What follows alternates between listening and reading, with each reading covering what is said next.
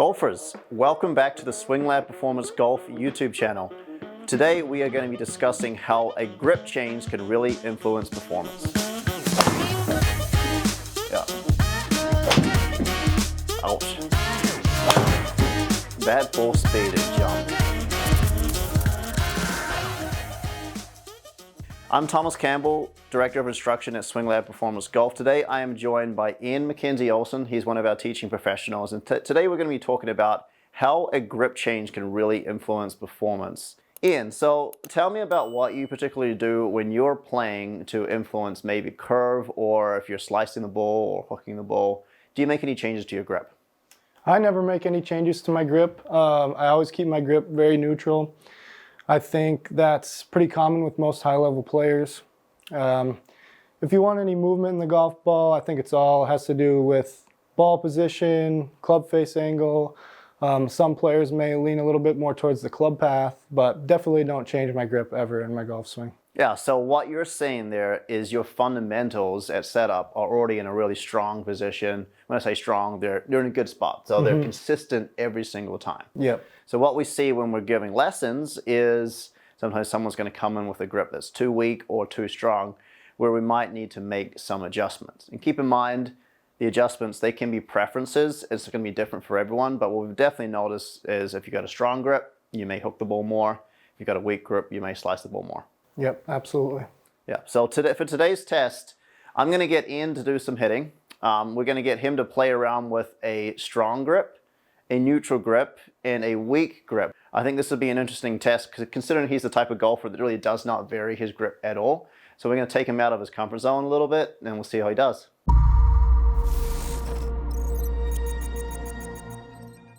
Okay, so Ian, tell me about your pre-shot routine. Do you have a pre-shot routine that entails thinking about the grip, or does it start feeling really comfortable to you? Yeah, I don't really think about my grip much. It feels very comfortable to me. I've had a neutral grip pretty much my whole career, so it's just something I just grip the club and, you know, it feels pretty comfortable. Yeah, so I'm curious to see what that looks like at address. So if you're going to set up like the golf shot for me, I did just want to take a look here and see what we can see, so the viewers are taking a look at what is considered a neutral grip for you. So what I'm looking at is I'm looking at your glove hand, and I'm also looking at your non-glove hand. The first thing I'm looking at here is I can see two knuckles. I can see a little bit of this logo, this FootJoy logo on your grip, which is also good. And I can also see where the V between your thumb and your first finger here is pointing. It's kind of pointing kind of right up directly. So keep in mind, all this stuff, these are preferences. Everyone's going to consider what a neutral grip is differently. If I was to tell you that a neutral grip is further to the right or further to the left, you would say, well, this is just what feels comfortable to me. This is how I swing.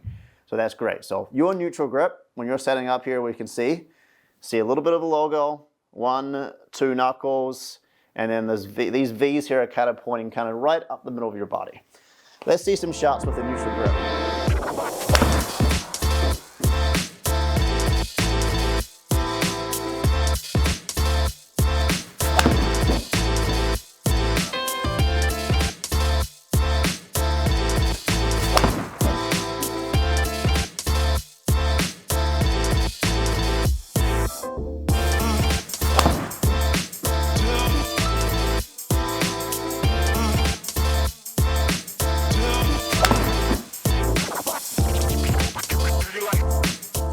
All right, so those 5 swings there feel pretty normal to you?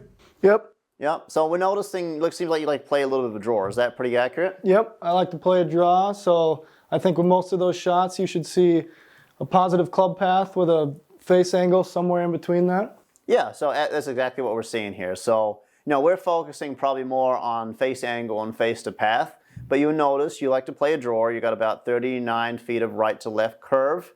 Club path about 5.6 degrees into out on average, with a face angle which is 2.4 degrees open to the target, but because your path is into out, like you said, halfway in between, which is going to keep the ball to end up pretty close to what the target that you're trying to go for. Yeah, so nothing wrong obviously with playing a little draw. I like to play a little draw myself. But we do have to keep that in mind, especially when we're talking about the grip, because if I had told you to strengthen your grip or weaken your grip, it is going to influence your ball flight. If a teacher was going to take a look at your grip and say, yeah, that grip looks a little bit weak to me, why don't you just strengthen it, maybe give you one more knuckle, then you're probably going to overhook it too much. So it probably doesn't feel too comfortable when you make those changes, right? Right. Yeah, Right. so end of the day, we want to get the ball to end up as close to the target as we can. So this is where I'm going to make it interesting. This is where we're going to make it challenging on you, take you out of your comfort zone a little bit. I want you to now to hit some shots with a strong grip and also a weak grip. So I'm going to start with the weak grip first. Okay. So a weak grip to me, if we come over and take a look at your setup, would be where we're probably not going to see really any of that logo on that glove hand anymore, right? Those V's that I was talking about kind of between your thumb, they're going to be pointing kind of over in this direction here. Mm-hmm. To me, this looks like a weak grip all day. A lot of people might have to play this particular grip because they maybe have a really far into outswing, or they're really active with their hands in the golf swing. This just doesn't look comfortable, but I want to see you hit some shots and see what happens.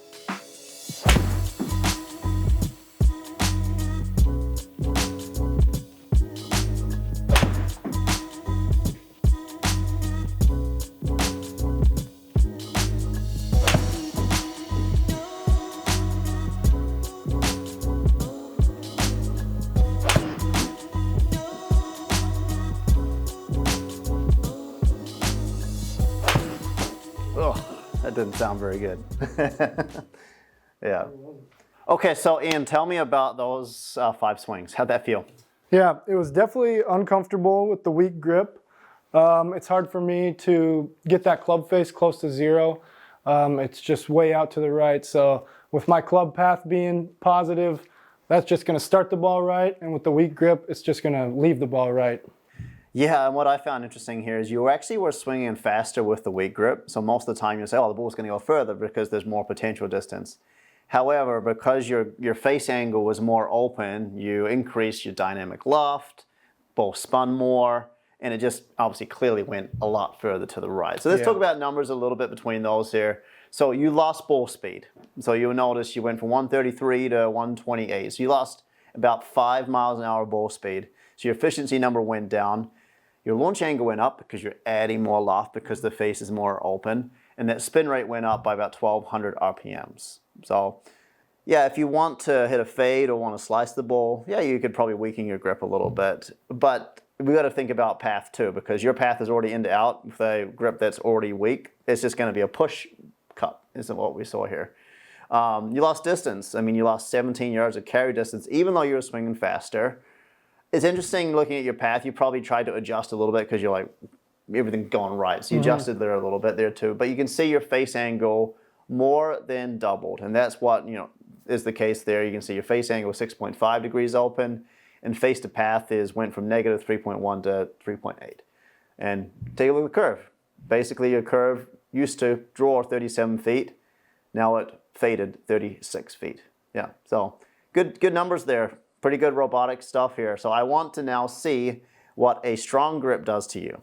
Because let's face it, no one really wants to hit those shots. A couple of those almost looked like they were almost hosel rockets, actually. Yep. Yeah, so let's make another modification. Let's go to the strong grip. All right.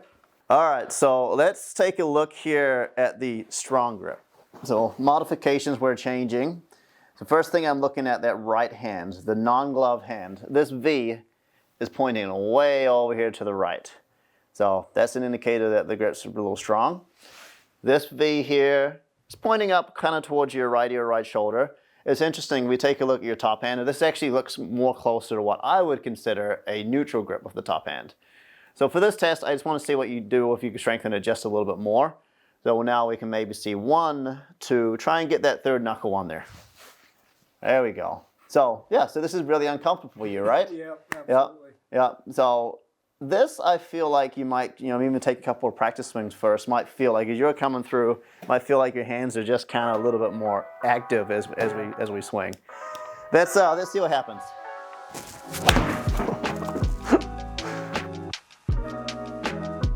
I got a little bit more curve there, and I know you didn't make solid contact on that one, but it definitely was trying to curve. There we go. That one might have some curve to it. Yep. Bad ball speed, it jumped. Yeah. So why did that ball speed jump? Well, your face angle being more closed coming through is going to decrease dynamic loft. And basically you're turning that club into more like a 6 or a 5 iron because the face is so close, you're just decreasing that loft. So that's why that ball speed jumped. 141.4, that's pretty impressive for a 7 iron.